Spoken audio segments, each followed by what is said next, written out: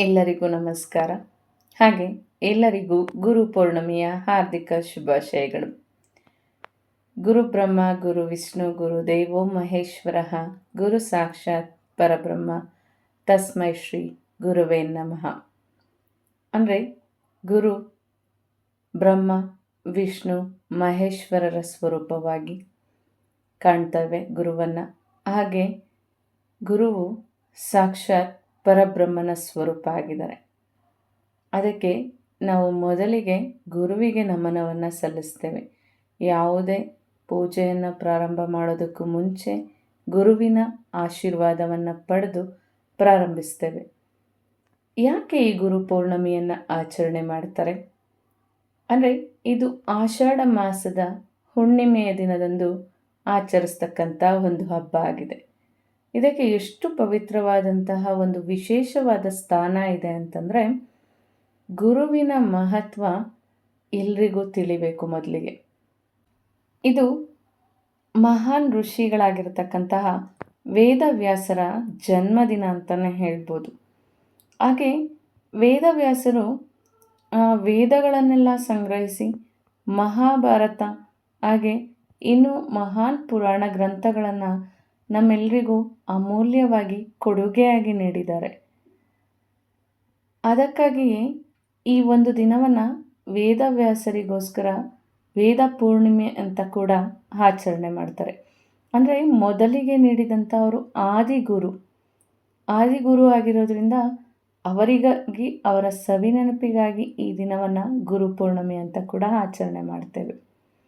ಒಟ್ಟಾರೆಯಾಗಿ ಹೇಳಬೇಕಂತಂದರೆ, ಗುರುವಿನ ಗುಲಾಮನಾಗುವ ತನಕ ದೊರೆಯದಣ್ಣ ಮುಕುತಿ. ಅಂದರೆ ಗುರುವಿಗೆ ಗುಲಾಮನಾಗೋದು ಅಂದರೆ ಅವರ ಸೇವೆಯನ್ನು ಮಾಡೋದಲ್ಲ.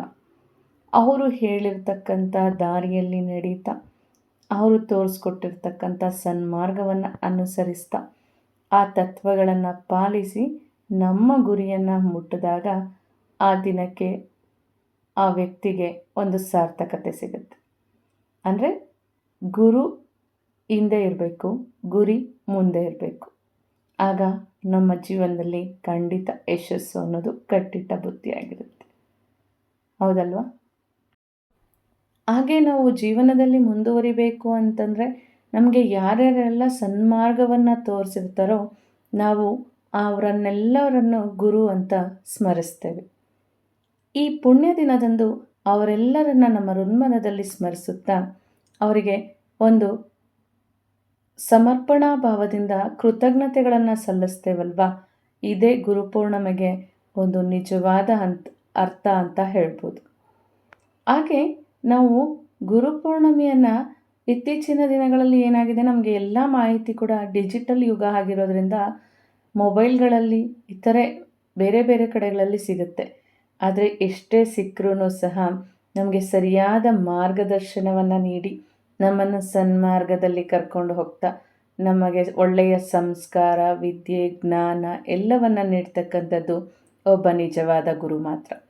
ನಾನು ಮತ್ತೊಮ್ಮೆ ಹೇಳ್ತಾ ಇದ್ದೇನೆ, ಎಲ್ಲರಿಗೂ ಗುರುಪೌರ್ಣಿಮೆಯ ಶುಭಾಶಯಗಳು. ಹಾಗೆ ನನ್ನ ನೆಚ್ಚಿನ ಗುರುಗಳಾಗಿರ್ತಕ್ಕಂತಹ ರಾಯರನ್ನು ಮತ್ತೊಮ್ಮೆ ಸ್ಮರಿಸುತ್ತಾ, ಎಲ್ಲರೂ ಅಷ್ಟೇ ಗುರುವಿಗೆ ಮೊದಲನೇ ಸ್ಥಾನವನ್ನು ನೀಡಿ. ಆಗ ಜೀವನದಲ್ಲಿ ಉನ್ನತವಾದಂಥ ಹಂತಕ್ಕೆ ಖಂಡಿತವಾಗ್ಲೂ ಇರ್ತೀರ. ಹಾಗೆ ಗುರುಪೌರ್ಣಿಮೆಯ ಮಹತ್ವವನ್ನು ನೋಡಿದಾಗ, ಗುರುವನ್ನು ನಾವು ದೇವರ ಸಮಾನವಾಗಿ ಗೌರವಿಸುವಂತಹ ಒಂದು ದಿನ ಈ ದಿನ ಆಗಿದೆ. ಮತ್ತು ಈ ಜ್ಞಾನ, ಸಂಸ್ಕಾರ ಮತ್ತು ಸತ್ಪಥವನ್ನು ತೋರಿಸಿರ್ತಕ್ಕಂಥ ಗುರುಗಳಿಗೆ ಕೃತಜ್ಞತೆಯನ್ನು ಸಲ್ಲಿಸೋದಕ್ಕೆ ಇದು ಉತ್ತಮವಾದ ಸಂದರ್ಭ ಅಂತಲೇ ಹೇಳ್ಬೋದು. ಇನ್ನು ಆಧ್ಯಾತ್ಮಿಕ ಸಾಧನೆ, ಧ್ಯಾನ, ಭಜನೆ ಮತ್ತು ಸೇವೆಗೆ ವಿಶೇಷ ಮಹತ್ವ ಇರತಕ್ಕಂಥ ದಿನ ಈ ಗುರು ಪೌರ್ಣಮಿ. ಮತ್ತು ವಿದ್ಯಾರ್ಥಿಗಳು ತಮ್ಮ ಶಿಕ್ಷಕರಿಗೆ ಗೌರವವನ್ನು ಸಲ್ಲಿಸಿ ಆಶೀರ್ವಾದವನ್ನು ಪಡಿತಾರೆ.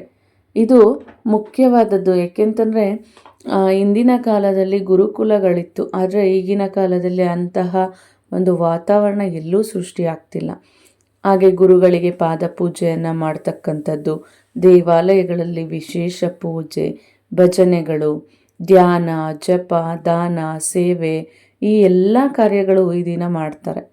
ಹಿರಿಯರು, ಶಿಕ್ಷಕರು ಮತ್ತು ಪೋಷಕರಿಗೂ ಸಹ ಗೌರವವನ್ನು ಸಲ್ಲಿಸ್ತಾರೆ. ಒಟ್ಟಾರೆಯಾಗಿ ಒಂದು ಸಂದೇಶವನ್ನು ನೋಡೋದಾದರೆ, ಗುರುವಿನ ಆಶೀರ್ವಾದನೇ ನಮ್ಮ ಜೀವನದ ನಿಜವಾದ ಸಂಪತ್ತು ಅಂತ ಹೇಳ್ಬೋದು. ಗುರು ತೋರಿದ ಸನ್ಮಾರ್ಗದಲ್ಲಿ ನಡೆಯೋದೇ ಗುರುಪೂರ್ಣಿಮೆಯ ನಿಜವಾದ ಆಚರಣೆ ಆಗಿದೆ.